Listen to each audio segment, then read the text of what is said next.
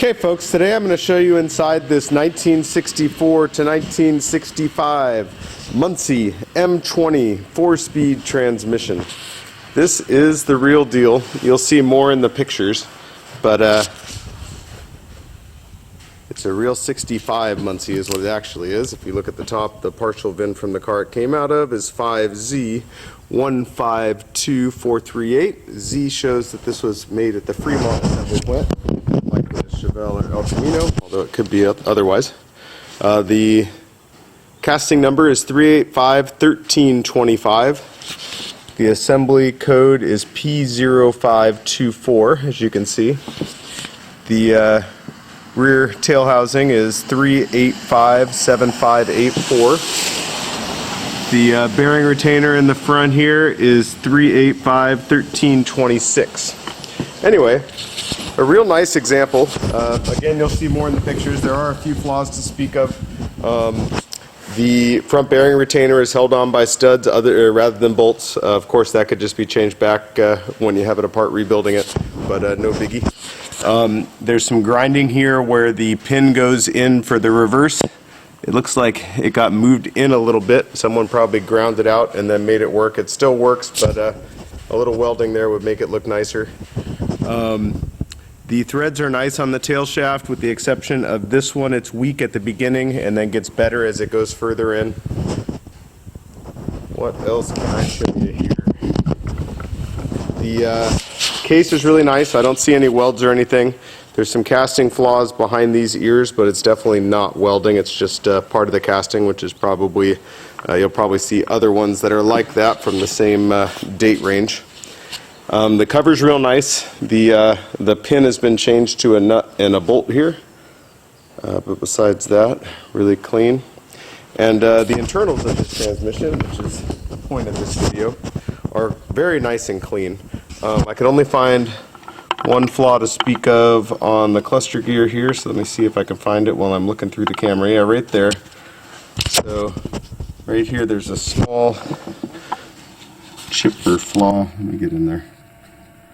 Shouldn't cause an issue, but definitely needs to be mentioned. So there's that. But everything else looks real nice. I'm going to shift it through each gear, but you can see it turns with 2 fingers. Hopefully it'll start focusing here again. There we go. Anyhow, real nice, smooth operation. And we'll put it through each gear just to show you that everything functions. So there we go there. Again, 2 fingers. Real nice. And we'll slide this puppy back. 2 fingers. Just real nice operation. No binding or sloppiness or anything like that. And then go back there. Very clean, very nice. And then finally, I might have to set the camera down for this. Sometimes it gets back there. There we go. Okay, so now we're in this position here. Same deal, very smooth. And finally, I'll show you reverse here. So we have our trusty crescent wrench. We'll put it on our reverse input, turn it back like that, and now you'll be able to see everything moving opposite of each other. We're going this way on the input, opposite way on the output. Anyway, a really nice Muncie transmission. If I were going to run this in a hot rod, I would probably replace the side cover gasket and the rear seal and just run it the way it is. It looks quite nice. That said, I recommend going through and rebuilding it. That'll give you a chance to deal with the things like this guy. You can see the pin have been tightened up by peening at some point. Yeah, so you could deal with what you want to deal with if you go through it and rebuild it, or you could roll the dice and just run it the way it is. These 64, 65 Muncie transmissions are really hard to find. They used to be known as the weak transmission, which things haven't really changed as far as that goes. They have a smaller main pin or cluster pin than the later. So starting in 66, they went to a 1-inch cluster pin as opposed to the 7/8 one you see here.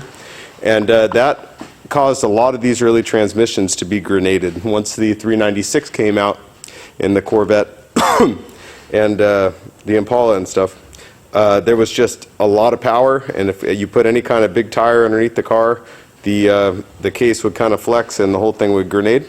So a lot of these early ones got tossed out early on. Now if you're rebuilding it and you do want something stronger for a restoration, it's usually not necessarily, but if you do want something stronger, you can have this bored out to the 1-inch pin, and then you have the best of both worlds. You get the casting number that you're looking for, plus the strength of the improved Muncie.